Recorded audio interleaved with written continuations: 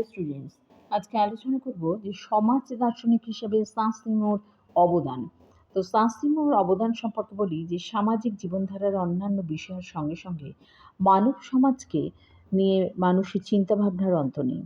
বেশ কয়েক শতাব্দী ধরে মানব সমাজ ও তার সুষ্ঠু সাংগঠনিক ব্যবস্থা নিয়ে অনেকেই ছিলেন বিশেষভাবে ভাবিত। মানুষ ও তার নিহত জনসম্প্রদায় ও মানব সভ্যতার উত্থান ও পতন প্রভৃতি বিষয়ে চিন্তাবিদরা নিরন্তর চিন্তা করে গেছেন।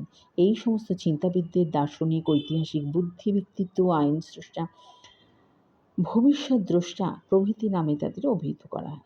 এরা সকলেই বস্তুত সমাজতাত্ত্বিক পথেই চিন্তা করে গেছেন। এদের মধ্যে উল্লেখযোগ্য ব্যক্তিত্বদের মধ্যে সাঁসিমো ছিলেন একজন অন্যতম। তো সাঁসিমো, হেনরি সাঁসিমো ছিলেন একজন বিখ্যাত ফরাসি সমাজ দার্শনিক। 1760 খ্রিস্টাব্দে 17ই অক্টোবর তিনি প্যারিসে এক দরিদ্র অথচ মানি পরিবারে জন্মগ্রহণ করেছিলেন। তার সমাজ ভাবনা ছিল সুষ্ঠু এবং উন্নয়নমুখী। তিনি ধ্বংসাত্মক পরিবর্তন কখনোই সমর্থন করেননি। কিশোর বয়স থেকেই তিনি আমেরিকার স্বাধীনতা বিপ্লবের দ্বারা গভীরভাবে প্রভাবিত হয়েছিলেন। ফরাসি বিপ্লবের সময় তিনি এক নতুন ও ইতিবাচক সমাজের সাংগঠনিক রূপের প্রস্তাব দিয়েছিলেন।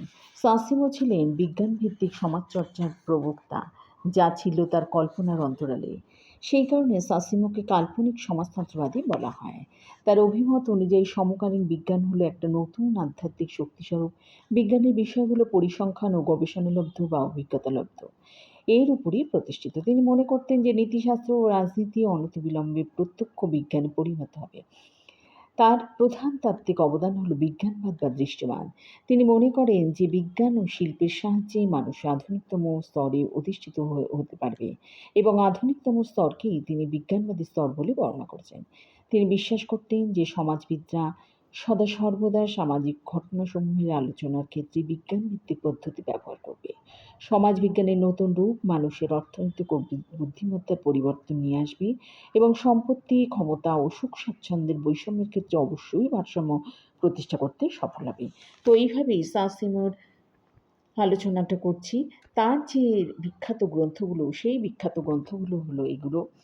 তো এছাড়াও সাঁসিমোর অবদান প্রধানত দুটো দিক থেকে সমাজতত্ত্বকে বিশেষীকৃত এবং প্রাচুর্যতা প্রদান করেছে। সেটা হচ্ছে কোঁতের দৃষ্টিবাদ এবং মার্ক্সীয় সমাজতত্ত্ববাদ। এই কোঁতের যে দৃষ্টবাদ এবং মার্ক্সীয় সমাজতত্ত্ববাদ এটা কিন্তু বিশেষভাবে তাকে বিশেষীকৃত করেছিল। তাই সাঁসিমো বিশেষভাবে মন্তেস্কু ও কদর্সের এর দ্বারাও প্রভাবিত ছিলেন। তার ধারণা ছিল শ্রেণী ও মালিকানা সত্ত্ব সমাজতত্ত্ব গড়ে ওঠার পশ্চাতে বিভিন্নভাবে সাহায্য করেছিল এবং এর দ্বারা জৈবিক ও তুলনামূলক ইতিহাসের পার্থক্য পরিলক্ষিত হয়েছিল।